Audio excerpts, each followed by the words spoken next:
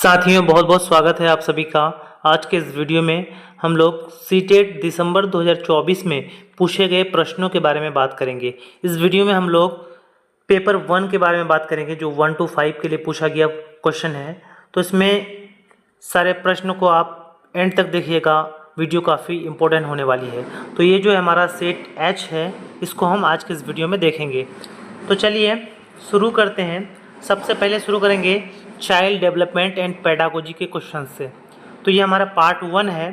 देखते हैं इसमें पहला क्वेश्चन क्या पूछा गया है। तो यहाँ पूछा गया है कि महारत उन्मुख शिक्षार्थी आमतौर पर सफलता का श्रेय को देते हैं और असफलता का को। तो बोलता है कि जो महारत उन्मुख शिक्षार्थी हैं वो अपने सफलता का श्रेय किसे देते हैं और असफलता का श्रेय किसे देते हैं। क्या योग्यता और अच्छी किस्मत सफलता का श्रेय, या फिर कार्य कठिनाई, या फिर योग्यता या और कोशिश खराब किस्मत, योग्यता और अच्छी किस्मत, या निम्न योग्यता, योग्यता और कोशिश अपर्याप्त कोशिश। तो देखिए यहाँ पे जो है कि मैंने कि इस सफलता का जो श्रेय दिया जाता है वो योग्यता और कोशिश को दिया जाता है, ठीक है। वहीं पे खराब किस्मत का किसको दिया जाता है, तो अपर्याप्त कोशिश को दिया जाता है। इस प्रकार से हमारा ऑप्शन 4 जो है बिल्कुल सही आंसर हो जाएगा। अगला क्वेश्चन है, निम्नलिखित में कौन सा कथन विकास के समीप दूराभूमिक सिद्धांत का प्रतिनिधित्व करता है। विकास बहुदिशात्मक और बहुआयामी होता है, तो बिल्कुल सही है। अलग अलग संस्कृति में रहने वाले हम शक्ल जुड़वा अलग अलग दरों से विकसित हो सकते हैं, ठीक है। तो यहाँ पे हमें बोला है कि समीप दूराभूमिक जो सिद्धांत है विकास का, इसके बारे में हमें जिक्र करना है। मोतियों को धागे में पिरोने से पहले बच्चे गेंद को पकड़ने की क्षमता विकसित करता है, या बच्चों में खड़ा होने से पहले बैठने की क्षमता का विकास होता है। तो समीप दूराभूमिक का मतलब होता है कि बच्चे छोटे छोटे कामों को करने से पहले वो बड़े बड़े कामों को करना सीखते हैं। तो यही जो है विकास का समीप दूराभूमिक सिद्धांत होता है, यानी कि बच्चे मोतियों को धागे में पिरोने से पहले वो गेंद को पकड़ना सीखते हैं। तो हमारा ऑप्शन 3 जो यहाँ पे बिल्कुल सही आंसर होगा। अगला क्वेश्चन है कि वाइगोत्स्की के अनुसार बच्चे स्वयं से बात करते हैं, ठीक है। तो क्या विचार और आत्मनियमन में सहायता के लिए, या फिर आत्म सुदृढ़ीकरण प्रदान करने के लिए जब वो वयस्क उन्हें अनदेखा कर देते हैं, या क्योंकि वे आत्म केंद्रित होते हैं, क्योंकि उनका सोच अतार्किक होता है। तो देखिए, जब भी आप सीडीपी के प्रश्नों को हल करेंगे तो इससे आपको जो है बच्चों के बारे में हमेशा सकारात्मक विचार रखने होंगे। बच्चों के बारे में अगर यहाँ पे आप कुछ भी गलत पॉइंट को सेलेक्ट करेंगे तो वो आपका गलत हो जाएगा, ठीक है। बच्चों को हमेशा ही अच्छा समझना है, उसके भलाई के बारे में ही समझना है, ठीक है। तो यहाँ पे जो वाइगोत्स्की ने बोला था कि विचार और आत्मनियमन जो होता है बच्चों को सहायता प्रदान करता है। तो ऑप्शन 1 हमारा बिल्कुल सही आंसर होगा। अगला है, सामाजिक संचार में चुनौतियां किसमें स्पष्ट होती है, ठीक है। यानी समाज में संचार करने में कठिनाई होती है, तो इसका क्या कारण हो सकता है। क्या ध्यान न्यून अति क्रियाशील विकार में, या मानसिक पक्षाघात में, स्वलीन क्रम विकार में, या अधिगम विकलांगता में। तो इसमें यानी कि बच्चों को क्या होता है कि संचार में चुनौतियों का सामना करना पड़ता है, ठीक है। संचार में क्या करना पड़ता है, चुनौतियों का सामना करना पड़ता है। तो इसके लिए कौन सा जो है जिम्मेदार होता है। तो इसका सही आंसर हो जाएगा स्वलीन क्रम विकार, यानी जो ऑटिज्म स्पेक्ट्रम डिसऑर्डर है। ऑटिज्म में क्या होता है, बच्चे अपने आप में सिर्फ रहते हैं, वो समाज के साथ जो है अंतःक्रिया नहीं करते हैं, जिस कारण से उन्हें चुनौतियों का सामना करना पड़ता है। अगला क्वेश्चन है, वाइगोत्स्की के सीखने और विकास के सिद्धांत के अनुसार निम्नलिखित में कौन सा आलंबन का उदाहरण है। देखिए, आलंबन को क्या बोलेंगे, पाड़ या ढांचा बोला जाता है। इंग्लिश में से स्केप फोल्डिंग कहते हैं। पाड़ या ढांचा क्या होता है, एक तरह का एक सहायता होता है, ठीक है। तो वाइगोत्स्की ने कहा था बच्चों को सीखने में जो है आलंबिक यानी कि पाड़ और ढांचे की आवश्यकता होती है, जिसे हम लोग सहायता कहेंगे। किसी कार्य को छोटे चरणों में तोड़ना और आवश्यकता अनुसार सहायता प्रदान करना। जी हाँ, यही जो होता है आलंबन का सही मतलब होता है। आगे देख लेते हैं, अभिप्रेरणा के रूप में एक छात्र को उनके काम के लिए श्रेणी प्रदान करना। जब भी श्रेणी प्रदान करने की बात आएगी तो ये कथन गलत हो जाएगा। एक छात्र को पढ़ने का कार्य देना और उन्हें स्वतंत्र रूप से सवालों के लिए जवाब देने के लिए कहना। सिर्फ सवाल जवाब जो है इससे ही काम नहीं चलेगा, ये भी गलत माना जाता है। एक छात्र को कौशल का प्रदर्शन करना और फिर उन्हें अपने दम पर इसमें महारत हासिल करना, तो आलम्बन का होता है खुद के दम पर नहीं बल्कि उसे सहायता प्रदान करके। तो हमारा जो ऑप्शन एक है बिल्कुल सही आंसर हो जाएगा। जब हम बच्चों को छोटी छोटी सहायता प्रदान करते हैं तो उससे वे आसानी से सीखते हैं, किसी भी कार्य को पूरा करते हैं। अगला क्वेश्चन हो जाएगा कि लेखन वैकल्य, जिसे इंग्लिश में डिस्ग्राफिया कहा जाता है, डिस्ग्राफिया की क्या विशेषता है? विलंबित गति कौशल, या लिखित कार्य में चुनौती, पढ़ने की प्रभाव में कमी, या दोहरावदार व्यवहार। तो देखिए जो विलंबित गति कौशल है तो ये क्या होता है, गति कौशल ये जो है लेखन वैकल्य का विशेषता नहीं है। लिखित कार्यों में चुनौती, डिस्ग्राफिया का मतलब होता है जब बच्चों को लिखने में परेशानी होती है तो उसे डिस्ग्राफिया कहा जाता है। पढ़ने की परवाह में कमी, पढ़ने से संबंधित जितने भी विकार हैं उसे डिसलेक्सिया कहा जाता है। तो यहाँ पे ऑप्शन 2 हमारा बिल्कुल जो है सही आंसर हो जाएगा। अगला क्वेश्चन है, अच्छे समस्या समाधानकर्ता बनने में विद्यार्थी की सहायता के लिए एक शिक्षक को निम्नलिखित में से किस प्रक्रिया पर बल देना चाहिए? ऐसी जानकारी पर ध्यान देना जो पहले से मौजूद विश्वास और पूर्वाग्रहों की पुष्टि करे, या फिर समस्याओं को एक विशिष्ट निर्धारित तरीके से हल करना। देखिए जब भी एक विशिष्ट सिर्फ एक तरीके से हल करने की बात आएगी तो इसको गलत माना जाएगा। बड़ी और जटिल समस्याओं को छोटी प्रबंधनीय समस्याओं में विभाजित करना, ये तो बिल्कुल सही है। ठीक है, समस्या से संबंधित जानकारी को केवल एक ही पहलू पर ध्यान देना। जब भी केवल एक की बात आती है, केवल शब्द जब भी आता है तो इसे नेगेटिव वे में लिया जाता है, ये भी हमारा गलत हो जाएगा। तो यहाँ पे हम किस प्रकार से बच्चों को सहायता प्रदान कर सकते हैं, तो क्या करके उनकी जो समस्याएं होती है उनको छोटी समस्याओं में, जटिल समस्याओं को छोटी समस्याओं में विभाजित कर देते हैं जिससे उन्हें सीखने में आसानी होती है। तो यहाँ पे ऑप्शन 3 जो हमारा बिल्कुल सही आंसर होगा। अगला क्वेश्चन है, एक अभिकथन दिया हुआ है उसका एक कारण है, एक समावेशी कक्षा में छात्रों की आवश्यकताओं को पूरा करने के लिए शिक्षकों को बहुसंवेदी सामग्री का उपयोग करना चाहिए। बिल्कुल सही है, समावेशी कक्षा ऐसी कक्षा होती है जिसमें सभी बच्चों को ध्यान में रख करके शिक्षा दी जाती है, चाहे वो बच्चे दिव्यांग हो, चाहे वो किसी भी प्रकार किसी भी सांस्कृतिक पृष्ठभूमि से आते हुए हो बच्चे, सबके लिए यहाँ पे एक समान दृष्टि होनी चाहिए, उसे ही समावेशी कक्षा कहेंगे। तो यहाँ पे सबकी जो है आवश्यकताओं को पूर्ति करने के लिए बहुसंवेदी सामग्री का होना आवश्यक है। बिल्कुल बहुत सही बात बोला है अभिकथन में। समावेशी कक्षाओं को पाठ्यचर्या सामग्री के मानकीकरण के साथ साथ मूल्यांकन रणनीतियों की मानकीकरण को अपनाना चाहिए। देखिए जब भी मानकीकरण की बात आती है यानी स्टैंडर्डाइज्ड, तो मानकीकरण शब्द को हमेशा नेगेटिव वे में लिया जाता है, ये जो है हमारा गलत हो जाएगा। तो यहाँ पे अभिकथन हमारा सही है, कारण गलत है। तो ए सही है, आर गलत है, जो कि ऑप्शन 1 में है। तो बिल्कुल हमारे यहाँ पे ऑप्शन 1 जो है सही आंसर होगा। अगला क्वेश्चन है हमारा, रचनावादी दृष्टिकोण से व्यक्ति पर्यावरणीय घटनाओं से निष्क्रिय रूप से प्रभावित होते हैं। तो रचनावादी दृष्टि में निष्क्रिय नहीं बल्कि सक्रिय है। ठीक है, तो ऑप्शन 1 हमारे यहाँ पे गलत हो जाएगा। व्यक्तियों को नए व्यवहार सीखने के लिए अनुकूलित किया जाता है, या सीखना वर्तमान समझ का विस्तार और परिवर्तन है। सीखना बस हमारे दिमाग की कोरी स्लेटों पर संघों को लिखना है। देखिए जब भी बच्चों को कोरी स्लेट की बात आती है तो ये पॉइंट भी गलत माना जाता है। बच्चों को हमें कोरी स्लेट नहीं समझना है। ठीक है, ऑप्शन 4 भी यहाँ पे जो है बिल्कुल गलत हो जाएगा। व्यक्ति को यहाँ पे क्या होता है, सीखना का मतलब होता है कि वर्तमान समझ में विस्तार करना। ठीक है, यानी ऑप्शन 3 जो बिल्कुल सही आंसर हो जाएगा। अगला क्वेश्चन है कि प्रभावी शिक्षक खुद को शिक्षार्थी के दैनिक जीवन और उसकी सामाजिक सांस्कृतिक पृष्ठभूमि से परिचित कराते हैं। बिल्कुल सही बात है, जो प्रभावी शिक्षक होते हैं उनकी सामाजिक और सांस्कृतिक पृष्ठभूमि से उनको सिखाते हैं। सीखना एक सामाजिक संदर्भ में होता है, बिल्कुल सही। बच्चे सिर्फ स्कूल में नहीं सीखते बल्कि वो समाज में भी सीखते हैं। सीखने की प्रक्रिया जो है वो एक सामाजिक संदर्भ में होती है। तो हमारा अभिकथन भी सही है और आर जो कारण है वो भी सही है। इसका मतलब हो जाएगा कि ए और आर दोनों सही है, ए आर की सही व्याख्या करता है। तो ऑप्शन 3 हमारे इस सवाल का बिल्कुल सही आंसर हो जाएगा। अगला क्वेश्चन है, अर्थपूर्ण अधिगम मुख्य रूप से किसके बारे में नहीं है? जानकारी को रटना, रटना कोई अर्थपूर्ण अधिगम नहीं कहलाता है।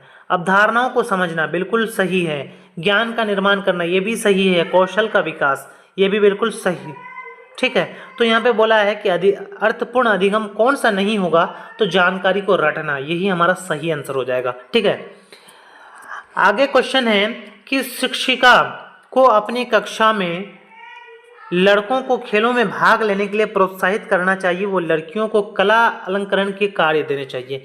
यहाँ पे अगर आप अभिकथन को पढ़ेंगे तो यहाँ पे लड़कों और लड़कियों में भेदभाव की बात की जा रही है।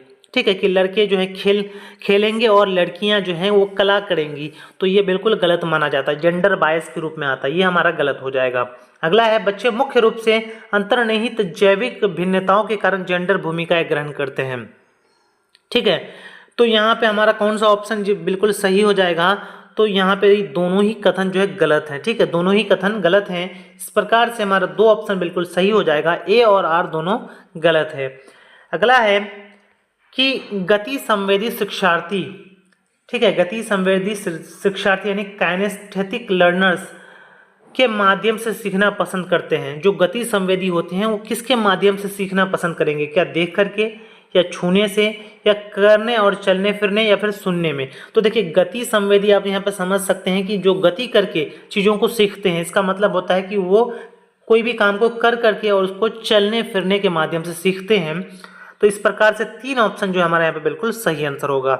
अगला क्वेश्चन है, हार्वर्ड गार्डनर के अनुसार एक वैज्ञानिक बुद्धि का उच्च प्रदर्शन करेगा जबकि एक मूर्तिकार में उच्च बुद्धि की उच्च बुद्धिमत्ता होगी। यानी कि वैज्ञानिक में किस प्रकार की बुद्धि होगी और मूर्तिकार में किस प्रकार की बुद्धि होगी, ये हमें बताना है। तो जो वैज्ञानिक होते हैं उनमें क्या होता है, क्या प्रकृतिवादी या फिर स्थानिक ट्रांसडिक्टिव या तार्किक गणित या स्थानिक। तो जो भी वैज्ञानिक होते हैं उनमें तार्किक गणितीय बुद्धि होती है। इस प्रकार से हमारा जो पहला ऑप्शन आएगा वो तार्किक गणितीय आएगा, और जो मूर्तिकार होते हैं उसे गति संवेदी उसमें बुद्धि होती है। तो इस प्रकार से ऑप्शन 3 जो है बिल्कुल सही आंसर हो जाएगा। ठीक है, अगला क्वेश्चन है, समावेशन को बढ़ावा देने के लिए क्या आवश्यक है। समावेशन का मतलब होता है सभी बच्चों को एक जैसे अवसर प्रदान करना।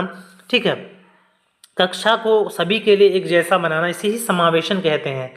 तो क्या इसके लिए क्या करना चाहिए, क्या लचीला पाठ्यक्रम। तो देखिए, लचीला पाठ्यक्रम को हमेशा पॉजिटिव माना जाता है, बिल्कुल सही है ये। सहयोगात्मक अधिगम, जब अधिगम की प्रक्रिया में एक दूसरे का लोग सहयोग करेंगे तो इसमें बच्चे अच्छे से सीखेंगे, ये भी बिल्कुल सही है।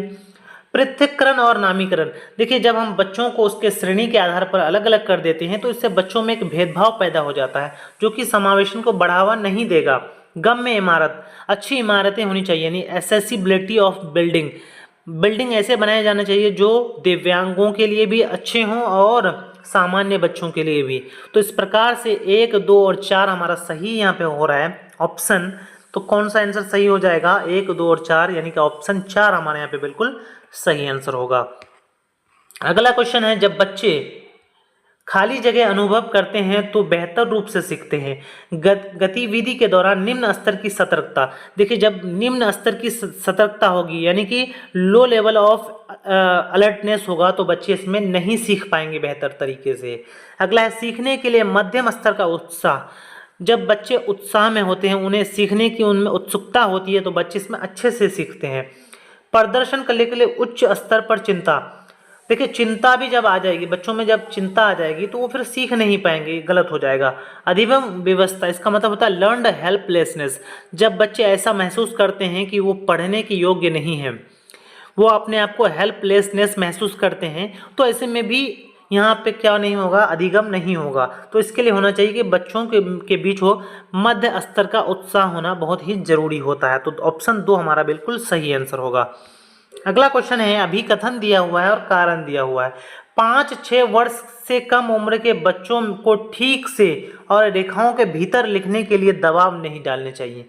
यानी जो 5 से 6 वर्ष के बच्चे होते हैं, जैसे उनमें इंग्लिश का राइटिंग लिखवाना है तो उसमें ऐसा नहीं होना चाहिए, दबाव नहीं होना चाहिए कि वो ठीक से लिखे और बिल्कुल लाइन के भीतर लिखे, क्योंकि बच्चों की जो गति कौशल है वो उतनी विकसित नहीं हो पाती, जिसके कारण वे अपने हाथ को अपने कंट्रोल में नहीं रख पाते हैं अच्छे से।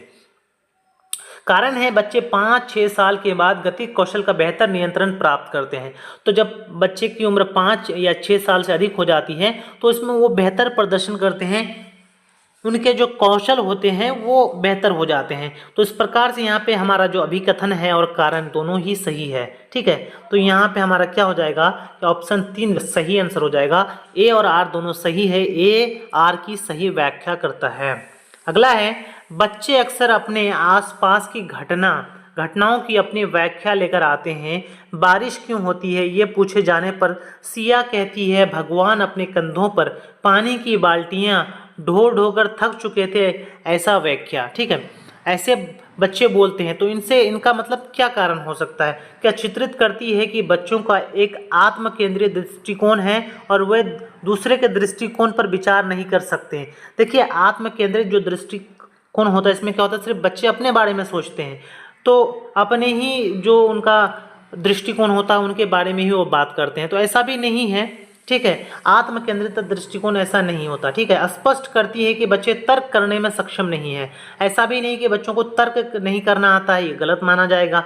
साबित करती है कि बच्चों की सोच वयस्कों की तुलना में मात्रात्मक रूप से बहुत कम है।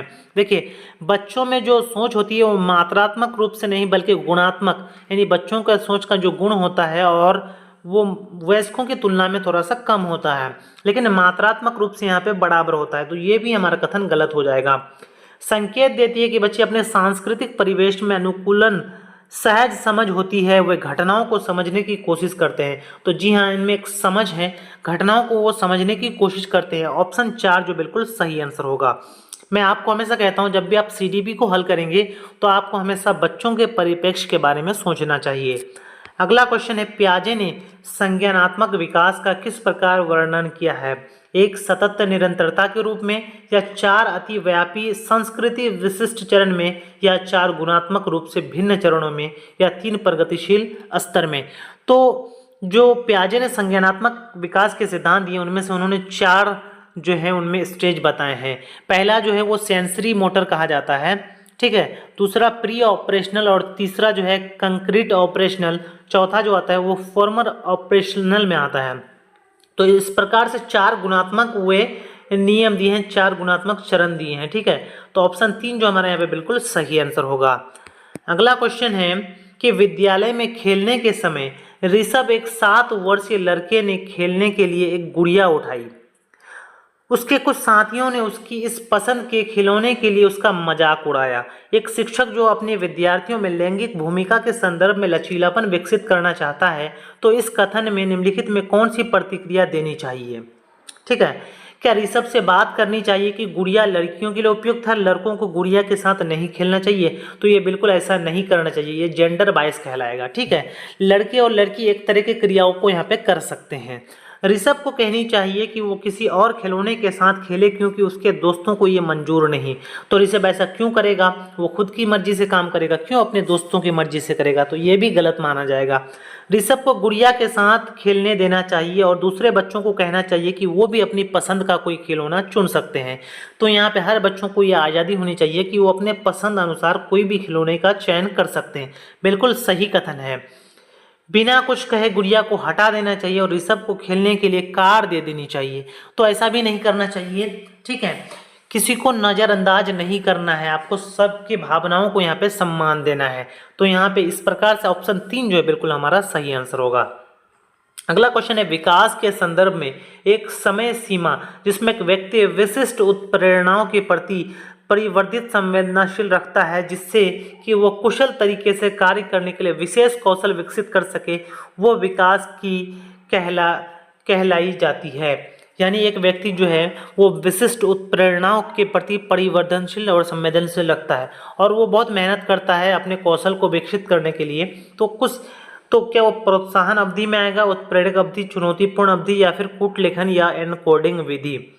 तो इसका सही आंसर हो जाएगा ऑप्शन 3, वो चुनौतीपूर्ण अवधि में आएगा। ठीक है, ऑप्शन 3 जो हमारा बिल्कुल सही आंसर होगा। अगला क्वेश्चन है, शिक्षकों को ध्यान न्यूनता अति क्रियाशील विकार से जूझ रहे छात्रों की आवश्यकताओं का ध्यान रखते समय से बचना चाहिए। से बचना चाहिए का मतलब क्या नहीं करना चाहिए उन्हें?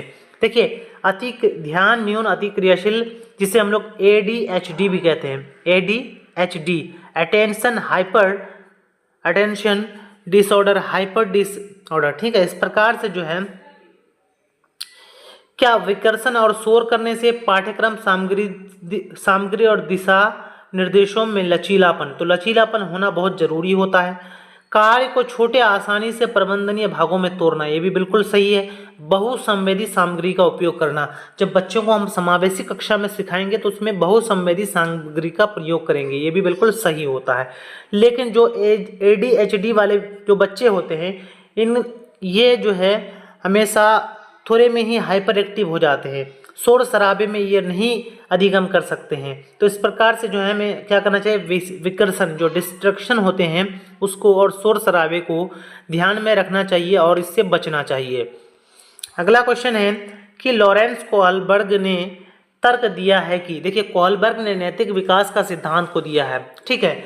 तो इसमें उन्होंने क्या तर्क दिया कि बच्चों में नैतिक विकास निरंतर रूप से होता है या बच्चों में नैतिक तर्क में सांस्कृतिक अंतर होते हैं, नैतिक विकास क्रमिक चरणों में होता है या बच्चों में के नैतिक तर्क में लिंग भेदभाव होते हैं। तो लिंग भेदभाव नहीं होता है, सांस्कृतिक अंतर भी नहीं होता, बल्कि नैतिक विकास क्रमिक चरणों में होता है, ठीक है। लॉरेंस कोहलबर्ग ने नैतिक विकास के 3 चरण दिए हैं, ठीक है। उनमें से जो उनका पहला चरण है वो है पूर्व पारंपरिक, दूसरा है पारंपरिक और तीसरा है उत्तर पारंपरिक। इस प्रकार से उन्होंने 3 चरणों को बताया है और इन्हीं क्रमिक चरणों में बच्चे जो है वो नैतिक विकास होता है बच्चों में। अगला क्वेश्चन है हमारा, कोहलबर्ग के नैतिक विकास के किस चरण में व्यक्ति का नैतिक व्यवहार मुख्य रूप से इस मानसिकता पर निर्भर करता है कि लोग मेरे बारे में क्या सोचते हैं। देखिए कोहलबर्ग ने जो नैतिक विकास के 3 सिद्धांत दिए उसमें पहला था पूर्व पारंपरिक, यहाँ पे हम लोग देख सकते हैं पूर्व पारंपरिक के और 2 उपभाग आते हैं। उनमें से एक ये आता है कि बच्चे क्या करते हैं, आज्ञाकारिता और दंड, यानी बच्चे इस अवस्था में क्या करते हैं, वो आज्ञा को मानते हैं, वो दंड से बचने के लिए, ठीक है, दंड से बचने के लिए किसी भी आज्ञा को मानते हैं। और दूसरी जो अवस्था होती है उसमें वो क्या करते हैं कि व्यक्तिगत हित, उन्हें इनाम मिलेगा कोई काम करने से या वे अपने खुद के फायदे के लिए करते हैं। और दूसरा आता है पारंपरिक को भी 2 चरणों में बांटा गया है।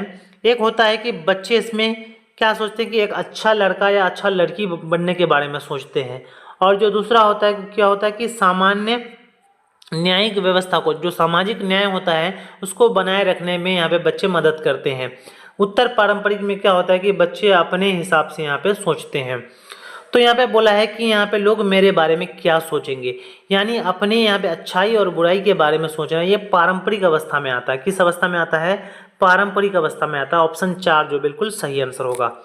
अगला क्वेश्चन है, जीन पियाजे के अनुसार एक बच्चा जो सरल गणितीय उत्क्रमण जैसे 4 + 5 = 9, 9 - 5 = 4 के पीछे के तर्क को समझने में असमर्थ है, इसका क्या कारण हो सकता है। देखिए बच्चा यहाँ पे क्या करता है कि 4 + 5 को जोड़ नहीं दिया तो आसानी से जोड़ लेता है, और 9 - 5 के पीछे का तर्क को समझने में असमर्थ है, ये समझ नहीं पाता। इसका मतलब क्या होगा, जातिवादी सोच होगा या फिर अपरिवर्तनीयता होगा, आत्म केंद्रितता होगा या फिर अवधारणात्मक केंद्रीकरण होगा। तो इसमें क्या हो रहा है कि बच्चा सीधा सीधा यहाँ पे कर ले रहा है, लेकिन जब उसे उल्टा यहाँ पे दिया जा रहा तो नहीं कर पा रहा है। इसका मतलब होता है इरिवर्सिबिलिटी, बच्चों में अपरिवर्तनीयता का जो गुण है वो उनमें विकसित नहीं हुआ है। तो ऑप्शन 2 बिल्कुल हमारा सही आंसर होगा। अगला क्वेश्चन में है कि शिक्षकों को छात्रों से दूरी बनाकर रखनी चाहिए और अधिगम की प्राथमिक जिम्मेदारी उन्हीं पर डालनी चाहिए। देखिए शिक्षकों को छात्रों से कभी भी दूरी नहीं बनानी चाहिए, यह बिल्कुल गलत कथन माना जाएगा। अधिगम एक लोकतांत्रिक वातावरण के बजाय एक एकाधिकारवादी वातावरण में प्रभावी ढंग से होगा। देखिए अधिगम जो होता है लोकतांत्रिक वातावरण में होता है, जो कि डेमोक्रेटिक माहौल है, जहाँ पे बच्चे प्रश्न पूछ सकते हैं, वो डरते नहीं है शिक्षक से, तो ऐसे में वो सीखते हैं। लेकिन जब यहाँ पे सिर्फ एक अधिकार यानी शिक्षक ही अधिकार करेंगे, शिक्षक के आधार पर ही यहाँ पे कक्ष का संचालन होगा, तो इसमें बच्चे नहीं सीख पाएंगे। तो यहाँ पे कथन और कारण दोनों ही गलत है। इस प्रकार से हमारा ऑप्शन 2 जो बिल्कुल सही आंसर हो जाएगा। अगला क्वेश्चन है कि सही विकल्प को चुने। यहाँ पे अभिकथन दिया गया है कि शिक्षकों द्वारा प्रदान किया गया आलंबन मतलब क्या होता है, स्कैफोल्डिंग, जो सहायता होता है बच्चों को सीखने की प्रक्रिया में बाधा डालता है, ये बिल्कुल गलत है। जो सहायता होता है वो उनके पढ़ने की जो अधिगम की प्रक्रिया है, सीखने की प्रक्रिया है, उसमें वो बेहतर सक्रिय भागीदारी निभाता है। लेव वाइगोत्स्की ने प्रस्तावित किया कि बच्चे स्वतंत्र रूप से पर्यावरण पर कार्य करके और उसमें हेरफेर करके सीखते हैं।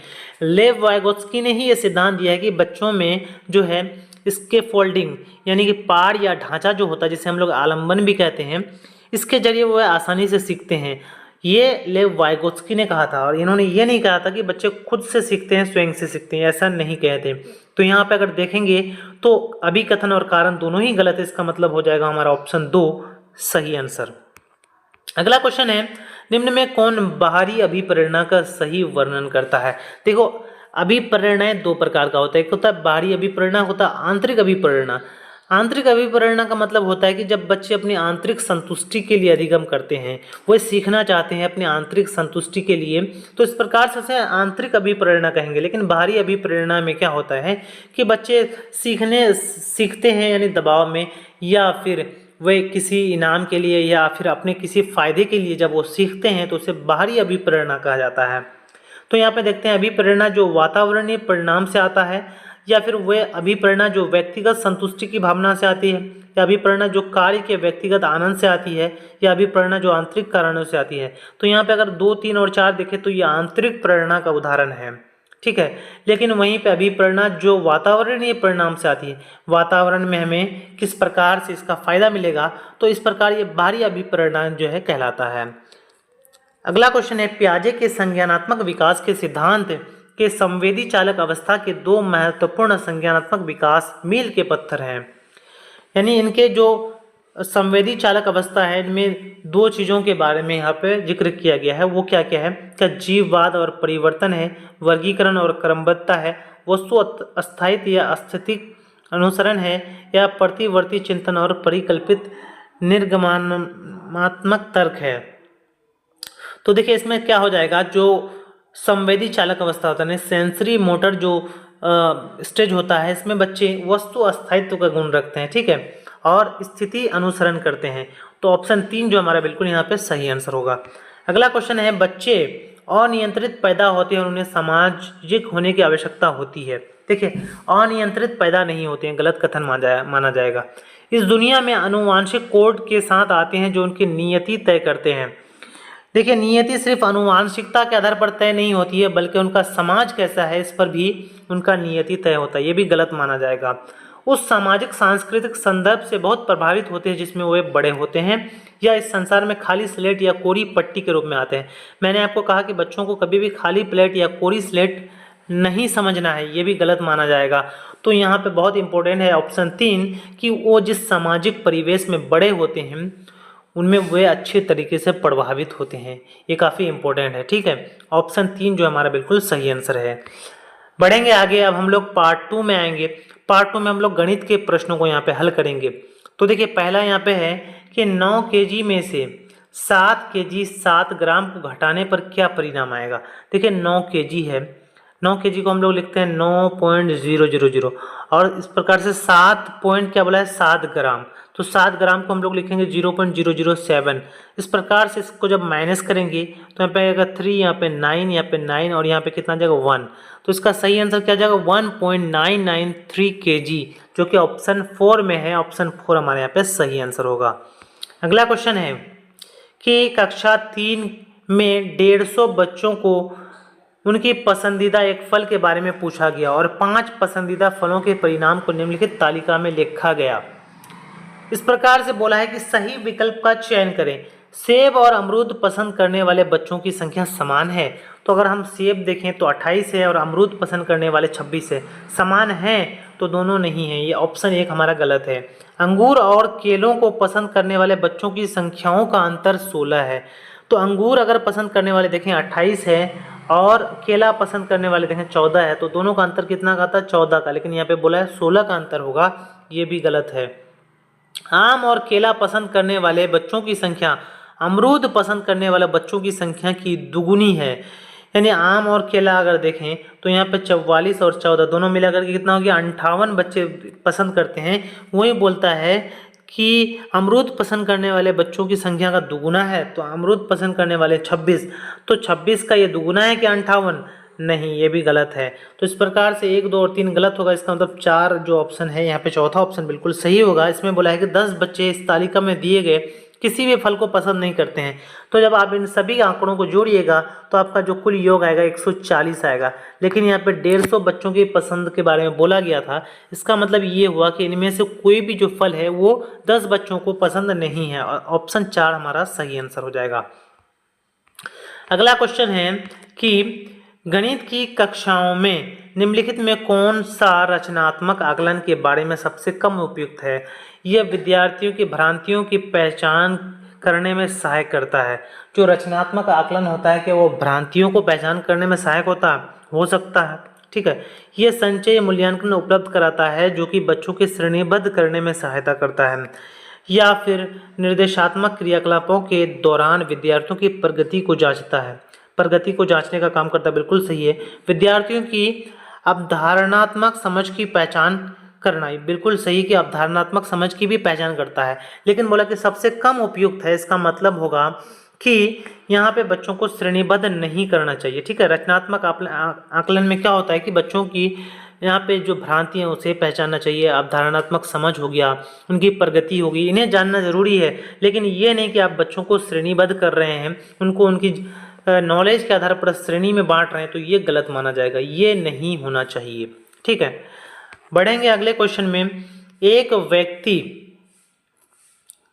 व्यक्ति ने अपने बैंक के खाते में किसी महीने की 4 तारीख को 4,560 निकाले, उसी महीने की 20 तारीख को इतना जमा कर दिए। यदि महीने के अंत में उसके खाते में 3,125 की धनराशि, तो महीने के प्रारंभ में उसके खाते में कितनी राशि थी? देखिए, वो जो 4 तारीख को 4,560 रुपये निकाले, इसका मतलब ये पहले से उनके खाते में थे 4,560 और इतना वो जमा कर दिए। तो जमा किए बाद में, ये तो उनके पहले नहीं थे, तो इसको अभी हम नहीं इसमें शामिल करेंगे। उनके खाते में लास्ट में कितने बचे? 3125, यानी कि 3,125। इन दोनों को जोड़ते हैं तो 5, यहाँ पे 8, 6 और 7 इस तरह से आता है। तो इसमें से वो जो जमा किया, इस राशि को हम क्या करेंगे? घटा देंगे, क्योंकि ये राशि पहले नहीं था खाते में, ये पहले से नहीं था। तो पहले से नहीं था तो पहले से क्या था? तो ये वाली राशि पहले से था, उसमें से हम घटा देंगे जो पहले से नहीं था। जब इसको घटाएंगे तो कितना आ जाएगा हमारा? 15 से 8 घट जाएगा 7, और यहाँ पे 7 में से 6 घटा 1, 6 में से 5 घटा 1, 7 में से 2 घटा 5, यानी 5,118 आएगा। कितना आएगा? 5,618, जो कि ऑप्शन 2 में है। अगला क्वेश्चन है कि प्राथमिक कक्षा के गणित के शिक्षक ने अपने विद्यार्थियों को निम्नलिखित समस्या हल करने को दी। ठीक है। 616 विद्यार्थियों के स्कूल के लिए 28 विद्यार्थियों वाले कितनी कक्षाओं की आवश्यकता? एक विद्यार्थी ने समस्या को इस प्रकार हल किया। क्या किया उसने? बोला कि एक कक्षा में 28 विद्यार्थी होंगे, यानी 10 कक्षा में 280 और 10 में फिर 280, 560 हो गया। बचे कितने? 56। तो उन्होंने क्या बोला कि 56 जो है वो 2 कक्षा में होंगे। इस प्रकार से उन्होंने जोड़ करके इस प्रकार से 22 लाया। तो इसमें बोला कि सबसे उपयुक्त कथन कौन सा है? विद्यार्थी ने समस्या हल करने के लिए विभाजन के वितरण और सहचार्य दोनों नियम का उपयोग किया है। देखिए, यह सहचार्य नियम जो है विभाजन में कार्य नहीं करता है, तो सहचार्य नियम ये नहीं है। ठीक है, गलत हो जाएगा, हमारा ऑप्शन 1 गलत है। दूसरा, विद्यार्थी ने समस्या हल करने के लिए गलत कलन विधि का उपयोग किया है। देखिए, ये विधि उनका गलत नहीं है। बच्चों की किसी भी विधि को आपको गलत नहीं कहना है, ये आपका गलत माना जाएगा। ऑप्शन 2 भी गलत है। विद्यार्थी ने समस्या हल करने के लिए योग पर विभाजन के सहचार्य नियम का उपयोग किया है। योग पर सहचार्य नियम, तो यहाँ पे योग पर नहीं, उन्होंने यहाँ पे क्या किया है? विभाजित किया है, यानी बांटा है, तो ये योग पर नहीं होगा। ठीक है, ये भी गलत हो जाएगा। विद्यार्थी ने समस्या हल करने के लिए योग पर विभाजन के वितरण नियम का उपयोग किया है।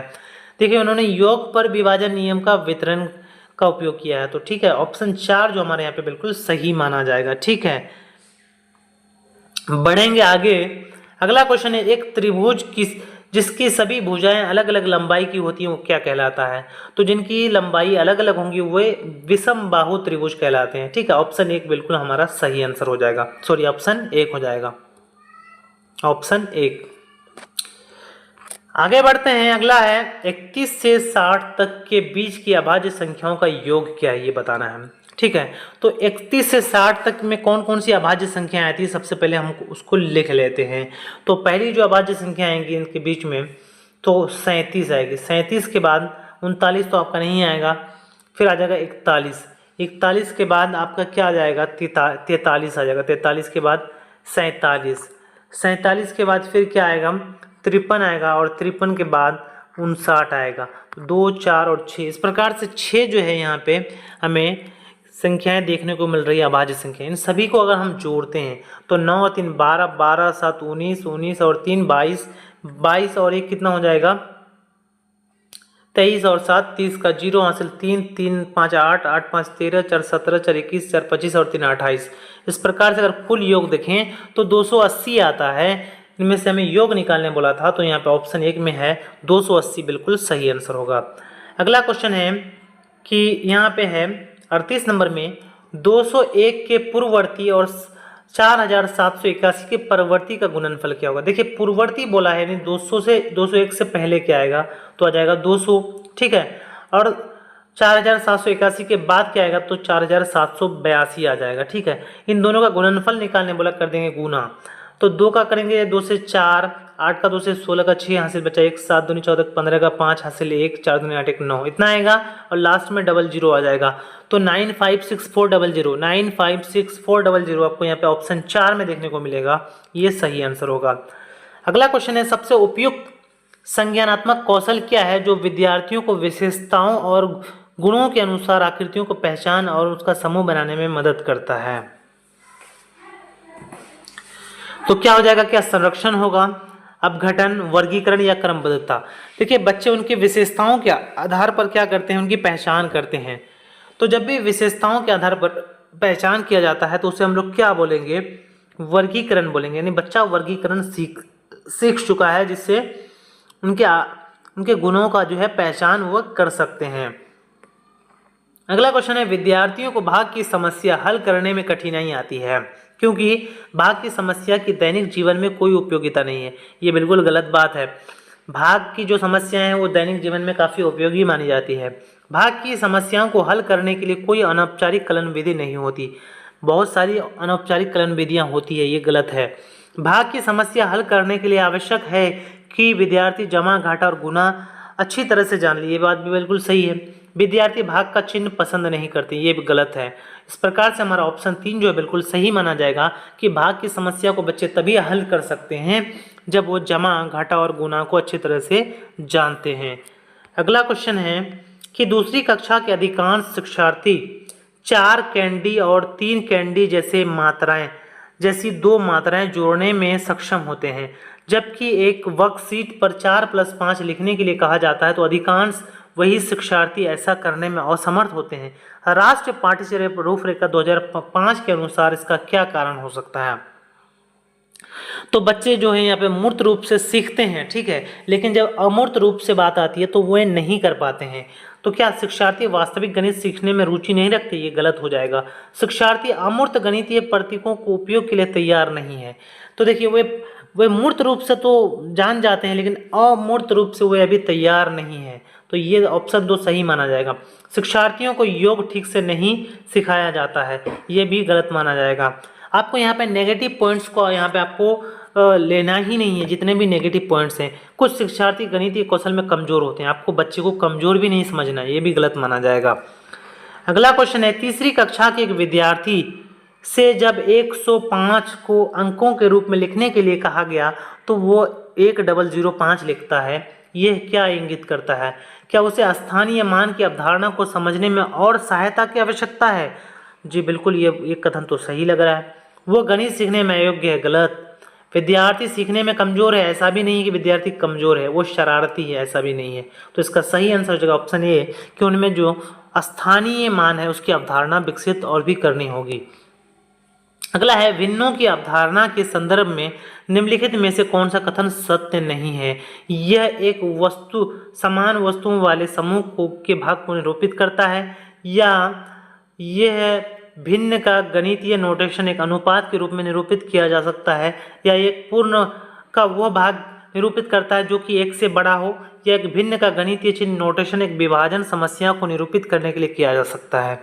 तो क्या होता है, ये समान वस्तुओं वाले समूह के भागों को निरूपित करता है। ये बिल्कुल सही है, ऑप्शन 1 भी सही है, 2 भी सही है, यहाँ पे 4 भी सही है, लेकिन 3 में कहा गया कि एक पूर्ण का वो भाग निरूपित करता है जो 1 से बड़ा है। तो ये सिर्फ 1 से बड़ा भाग को नहीं बल्कि एक से छोटे भाग को भी निरूपित करता है, इसे ही हम लोग भिन्न कहते हैं। तो ऑप्शन 3 जो है बिल्कुल सही हो जाएगा। अगला क्वेश्चन है, राधा सोमवार, बुधवार और शुक्रवार को प्रतिदिन 3 किलोमीटर 725 मीटर चलती है, जबकि मंगलवार और बृहस्पतिवार को प्रतिदिन 2 किलोमीटर 9 मीटर चलती है। तो उसके द्वारा सोमवार से शुक्रवार तक चली गई दूरी क्या होगी? देखिए, वो सोमवार, बुधवार, शुक्रवार को इतना मीटर चलती है, मतलब जो होता है 3 दिन वो 3 किलोमीटर 725 मीटर चलता है। तो 3 दिन 3.725 मीटर, इसको हम गुना कर देते हैं 3 से, चूंकि 3 दिन इतना दूरी तय किया जाता है। तो 5 या 15 का 5 हासिल 1, 3 दूनी 6, 7, 7 या इसका 1 हासिल बचा 2, 3 3 9 और 2 11, 11.175 जो है ये 3 दिनों में तय करता है। मंगलवार और बृहस्पतिवार को अगर हम लोग ज्ञात करेंगे तो कितना चलता है? 2.9 मीटर। 9 मीटर का मतलब 0.009, 2 दिन तो 2 से कर देंगे गुना, 9 दिन 18, 1 0 और 0.4, तो यहाँ पे कितना आ गया? 4.018। इस प्रकार से दोनों को जोड़ लेंगे तो 8 5 13 का 3 हासिल बचा 1 और 7 8 1 9 1, यहाँ पे 11 और 4 15, तो 15.193 हमें ऑप्शन 2 में देखने को मिल रहा है।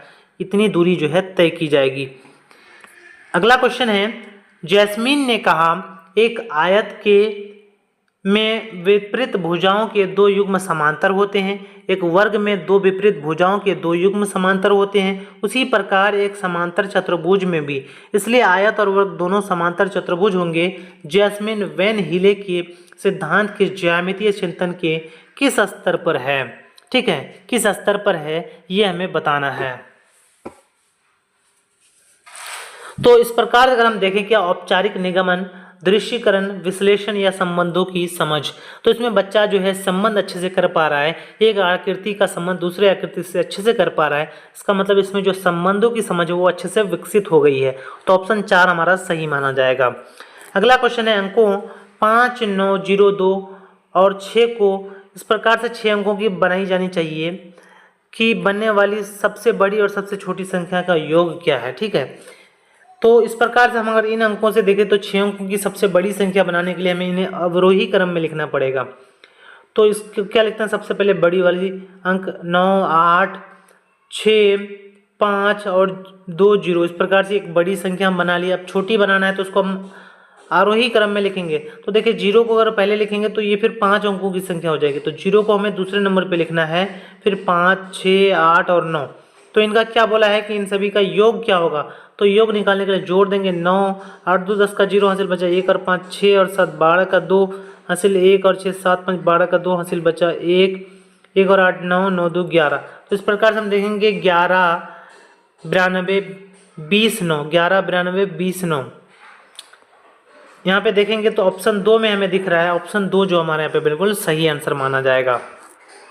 अगला क्वेश्चन है, पैटर्न में लुप्त 2 संख्याएं क्रमशः हैं। इस पैटर्न को अगर हम देखेंगे तो इसमें से क्या लुप्त संख्या है वो हमें बताना है। सबसे पहले अगर हम इन दोनों का अंतर देखें तो कितने का आ रहा है? +2 का, यानी +2 का अंतर आ रहा है। यहाँ से आगे बढ़ते हैं तो +3 का, यानी 14 में 3 जोड़ने से 17, 17 और 13 के बीच में कितना का अंतर आ रहा है? तो -4 का अंतर आ रहा है। फिर 13 और 8 में अगर अंतर देखें तो -5 का आ रहा है अंतर। फिर 8 और 14 के बीच में देखें तो +6 का अंतर आ रहा है, और 14 21 के बीच में देखें तो +7 का अंतर आ रहा है। इस प्रकार देखिएगा तो +3 2 3 4 5 6 7 8 आ रहा है, लेकिन 2 बार प्लस 2 बार माइनस 2 बार प्लस, इस प्रकार से 2 बार माइनस होगा। तो आगे हम 8 माइनस करेंगे, ठीक है। फिर हम क्या करेंगे? 9 माइनस करेंगे। तो पहले हम 21 में से अगर 8 को माइनस करते हैं तो कितना आता है? 13 आता है, तो यहाँ पे 13 आएगा। फिर 13 में से हम 9 माइनस करेंगे तो आ जाएगा 4। तो यानी यहाँ पे जो संख्या युग्म होगा वो 13 और 4 होगा। क्या होगा? 13 और 4 होगा। तो ऑप्शन 2 यहाँ पे बिल्कुल सही आंसर होगा। अगला क्वेश्चन है, 4 अंकों की वह न्यूनतम संख्या जो 6 7 और 4 का गुणज है निम्नलिखित में कौन सा है? जो 6 7 और 4 का गुणज है, देखिए यहाँ पे से हम ऑप्शन में से इसको हल करते हैं कि वैसी संख्या जो 6 और 7 और 4 का गुणज होगा, इसका मतलब ये इन सभी से विभाज्य होगा। तो यहाँ पे अगर देखते हैं तो ये 4 से विभाज्य नहीं है, क्योंकि 4 से विभाज्य होने के लिए अंतिम 2 अंक जो है वो 4 से विभाजित होना चाहिए। ये 4 से विभाज्य है, ये भी है, ये नहीं है। तो ऑप्शन 1 और 4 तो हमारा होगा नहीं। अब इन दोनों में से देखेंगे तो ये हमारा जो है वो 7 से विभाजित नहीं होगा। इस प्रकार से ऑप्शन 2 हमारा यहाँ पे सही हो जाएगा। अगला क्वेश्चन है, निम्न में से किसकी एक निश्चित लंबाई होती है? एक किरण की, एक समतल, एक रेखा या एक रेखाखंड? तो निश्चित लंबाई होती है एक रेखाखंड की। ऑप्शन 4 जो है सही आंसर होगा। अगला क्वेश्चन है, गणित की कक्षा में मुक्त सिरे वाले प्रश्नों को सम्मिलित करने के लिए निम्नलिखित में क्या सबसे अधिक उपयुक्त है? मुक्त सिरा वाला प्रश्न ऐसा होता है, एक ऐसे प्रश्न जिसका कई सारा उत्तर हो सकता है। यह प्रश्न विद्यार्थियों के आलोचनात्मक चिंतन का विकास करते हैं, तो बिल्कुल सही है। इस प्रश्न के उत्तर पुस्तिका में नहीं दिए होते हैं, ठीक है। ये भी बोले सबसे अधिक उपयुक्त क्या है? इस प्रश्नों को हल करने के समय अधिक समय लगता है। इन प्रश्नों को एक दूसरे से नकल करना आसान नहीं है।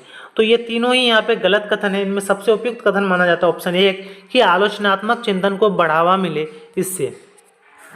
अगला है कि आंकड़ों का प्रबंधन के संबंध में निम्नलिखित में कौन सा कथन सही है?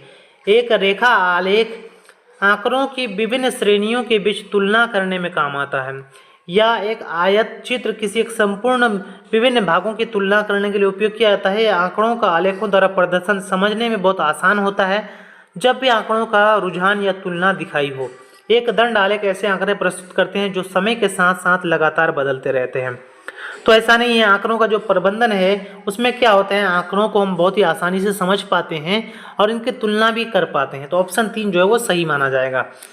अगला क्वेश्चन है, 8 मीटर लंबे, 70 सेंटीमीटर चौड़े और 40 सेंटीमीटर मोटे एक लकड़ी का एक ब्लॉक से इतना सेंटीमीटर मीटर वाले कितने फट्टे बनाए जा सकते हैं? तो इस प्रकार से हम देखेंगे तो एक हमें मोटा लकड़ी दिया गया, उसमें से फट्टा बनाना है। तो इन दोनों में ही क्या चेंज नहीं होगा? तो आयतन इसका चेंज नहीं होगा। तो हम क्या करते हैं, आयतन, ये भी एक आयत है, ये भी एक आयत है, तो इन दोनों के आयतनों को आपस में भाग कर देंगे तो इसकी संख्या निकल आएगी। ऊपर वाले का आयतन निकालने के लिए सभी लंबाई, चौड़ाई और ऊंचाई को गुना करेंगे। 8 मीटर में, बाकी सब सेंटीमीटर में, इसको हम लोग क्या करते हैं, सेंटीमीटर में गुना कर 100 से गुना करके सेंटीमीटर में बदलते हैं। उसी प्रकार से 70 और ऊपर में 80। फिर हम क्या करेंगे, जो फट्टा होगा इसके हम विमाओं को यहाँ पे नीचे में लिखेंगे। 2 मीटर है तो मीटर को हम सेंटीमीटर में बदलने के लिए 100 से कर देंगे गुना, 35 लिखेंगे और फिर यहाँ पे लिखेंगे 8। 100 आपस में कैंसिल, 2 से 8 कट गया 4, 35 से 2 बार में कट गया 70, 8 दशंग 80, 10 बार में यहाँ पे यहाँ पे 80 नहीं बल्कि 40 है। कितना है, 40 है, तो 8 5 40 हो जाएगा 5 बार में। तो 5 दूनी 10, 10 चौके 40, कितना आया हमारा, 40 आया। इसका मतलब हुआ कि इससे हम कितने फट्टे बना सकते हैं? तो 40 फट्टे बना सकते हैं। अगला क्वेश्चन है कि एक बच्चे ने प्रश्न हल किया, इस हल से सबसे उपयुक्त क्या निष्कर्ष निकाला जा सकता है? क्या बच्चा नहीं जानता है कि भिन्न को संख्या रेखा पर कैसे प्रदर्शित किया जाता है? तो बच्चे को आपको कभी भी ऐसा नहीं दिखाना है कि वो नहीं जानता है। बच्चे ने प्राकृतिक संख्याओं के जोड़ की अवधारणा को भिन्नों के जोड़ तक विस्तारित किया है। बिल्कुल सही। बच्चे ने क्या समझा कि ऊपर वाले को जोड़ देना है, नीचे वाले को जोड़ देना है। तो इसने क्या किया, प्राकृतिक संख्याओं के अवधारणा को इसमें विस्तार कर दिया। बच्चों को संख्याओं को जोड़ना नहीं आता, ये भी गलत माना जाएगा। बच्चों को लघुत्तम समावर्तक लेना नहीं आता, ये भी नहीं। बच्चों को आपको किसी भी हाल में नीचा नहीं दिखाना है। यहाँ पे बच्चों को ऐसा नहीं फील करवाना है कि वो कुछ नहीं जानता है।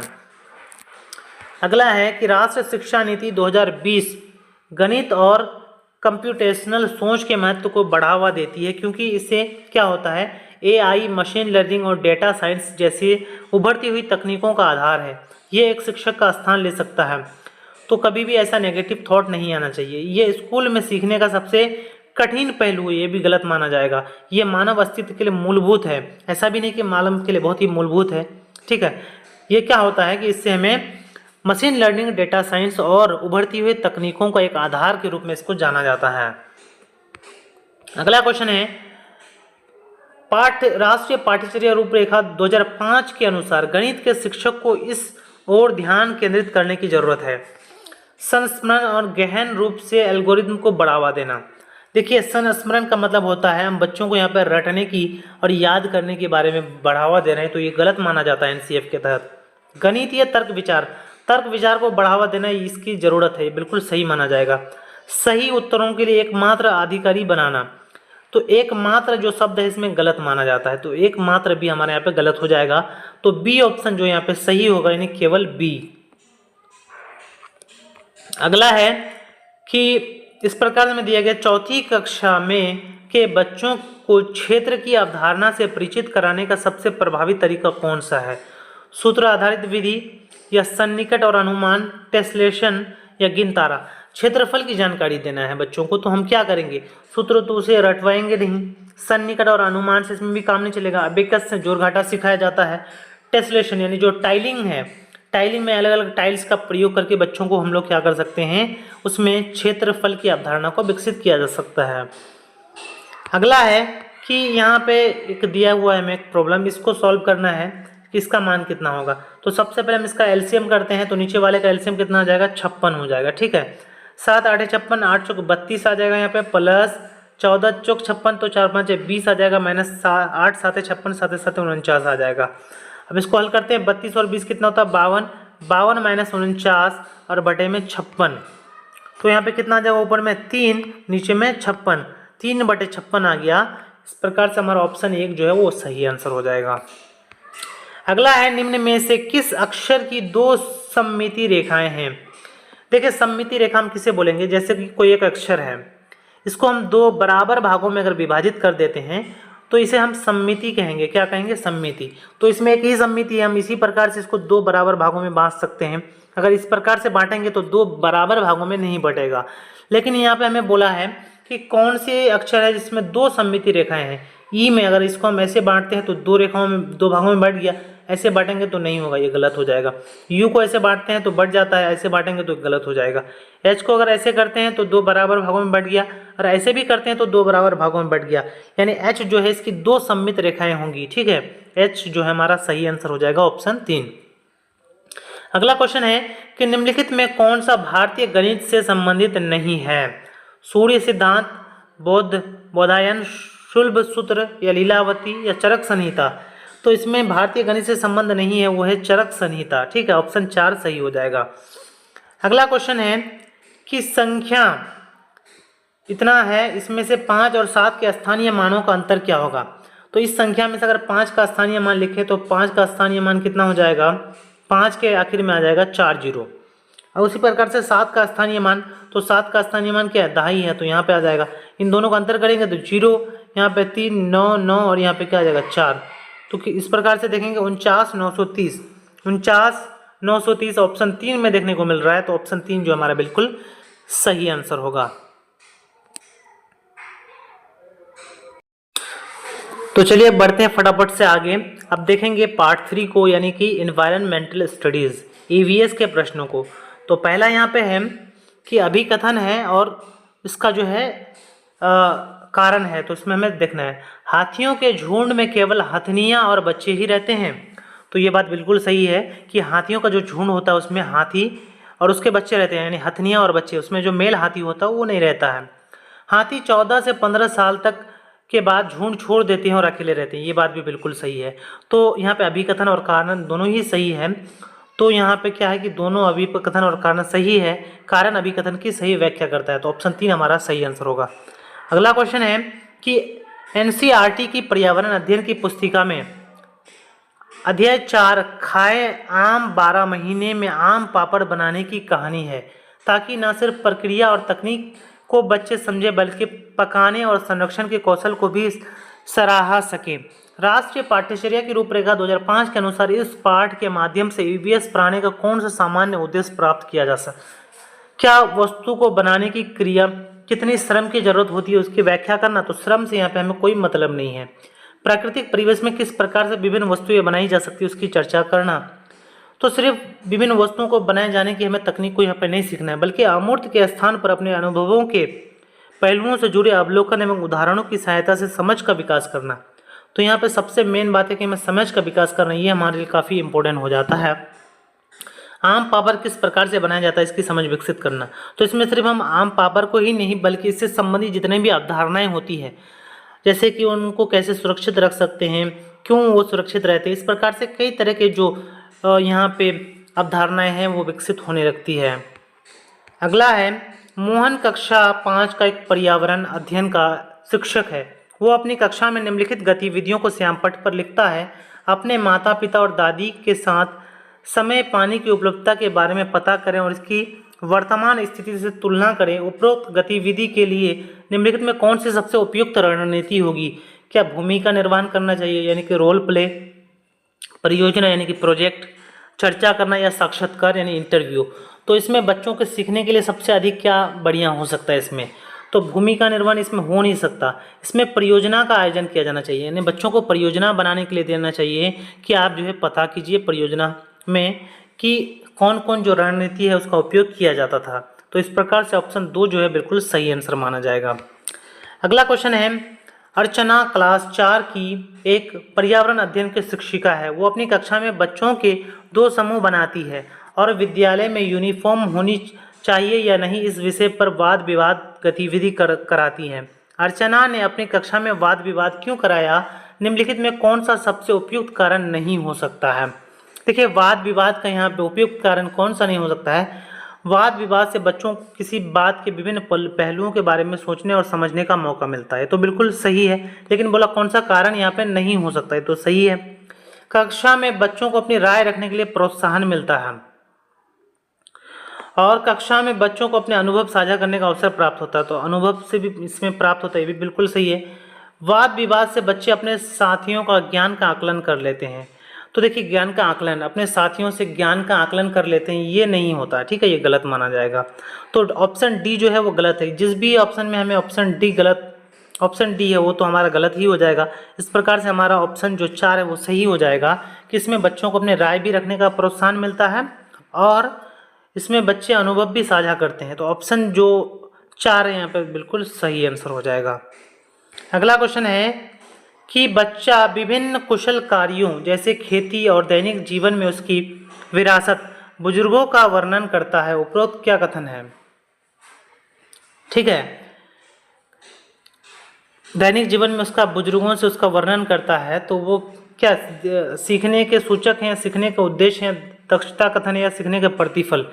बच्चा जो है अपने दैनिक जीवन में वो अगर बात करते हैं, इसका मतलब वो जो सीखे हैं उसका वो प्रतिफल है। ठीक है, इसका क्या है? वो प्रतिफल है। ऑप्शन 4 जो है हमारा बिल्कुल सही आंसर होगा। अगला क्वेश्चन है कि बंगाल की खाड़ी पर समुद्र तट वाला केंद्र शासित प्रदेश या राज्य निम्नलिखित में कौन सा है? कर्नाटक, केरल, तेलंगाना या आंध्र प्रदेश? देखिए, भारत की अगर हम तटवर्ती रेखाओं की बात करें तो इस प्रकार से देखिएगा, तो भारत में यहाँ पे आ जाएगा क्या? पश्चिम बंगाल, फिर उड़ीसा, फिर आंध्र प्रदेश, फिर उसके बाद क्या आ जाएगा? तमिलनाडु आ जाएगा। इस प्रकार से 4 राज्य इधर हो गए। इधर अगर देखेंगे तो क्या? गुजरात, फिर महाराष्ट्र, गोवा, कर्नाटक और केरल, इधर 5 राज्य, कुल जो 9 राज्य हो गए तटवर्ती वाले। तो हमें बोला है कि किधर होना चाहिए? बंगाल की खाड़ी की तरफ। तो इधर अगर हम देखें तो इनमें से आंध्र प्रदेश ही है जो बंगाल की खाड़ी के साइड में है। तो ऑप्शन 4 जो है हमारा सही आंसर होगा।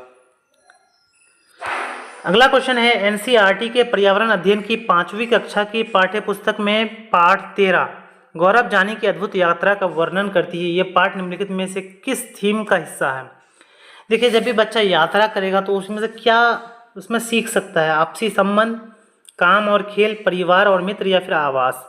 तो इसमें बच्चा आवास से संबंधित जानकारी इकट्ठा कर सकता है। जब वो अलग अलग जगहों में घूमेगा तो अलग अलग आवास देखेगा, अलग अलग घरों को जब वो देखेगा तो इससे उनमें जो है आवास की जो अवधारणा है वो विकसित होगी। तो आवास जो है इसका सही आंसर माना जाएगा।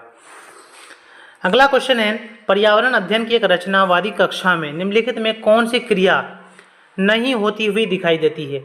बच्चे सिर्फ जाने पहचाने सवाल करते हैं, सवाल हल कर रहे हैं, तो ये गलत माना जाएगा। ठीक है, बच्चे अवधारणाओं के बीच नई कड़ियों को जोड़ने में अपना अनुभव करते हैं, बिल्कुल सही है। बच्चे ठोस वस्तुओं पर क्रिया करके सीखते हैं, ये भी सही माना जाएगा। बच्चों के अनुभव को सम्मान दिया जा रहा है, ये भी बिल्कुल सही है। तो इनमें से कौन सा क्रिया नहीं होता है? तो वो होता है ऑप्शन 1, बच्चे सिर्फ जाने पहचाने वाले सवाल हल करते हैं, ये गलत माना जाएगा। अगला क्वेश्चन है, सिद्धि एक कक्षा 4 की शिक्षिका है। वो अपनी कक्षा में बच्चों को एनसीईआरटी के पर्यावरण अध्ययन की पाठ्य पुस्तक का पाठ 10 हुतू तुतु पढ़ाने के लिए सभी बच्चों को वो खेल के मैदान में ले जाकर कबड्डी खेल खिलाती है। खेल खेलने से पहले वो सभी बच्चों को इस खेल के नियम भी बताती है। शिक्षिका इस खेल को खेलने से पहले बच्चों को नियम क्यों बताती है? निम्नलिखित में कौन सा कथन सबसे उपयुक्त कारण हो सकता है? वो बच्चों का ध्यान इस ओर खींचना चाहती है कि खेल की तरह जीवन में भी हम नियम बनाते हैं। ये बात बिल्कुल सही है, ताकि सभी कार्य ढंग से किया जाए। तो नियम बताने से सारे काम यहाँ पे सही से हो जाएंगे, ये भी बात बिल्कुल सही है। हम सभी समाज में इसी प्रकार से नियमों से बंधे हैं जिसके द्वारा हम आपस में मतभेद और झगड़े सुलझाते हैं। ये भी बिल्कुल सही है कि समाज में भी हमें कुछ नियम हैं, उसके हिसाब से हम चलते हैं।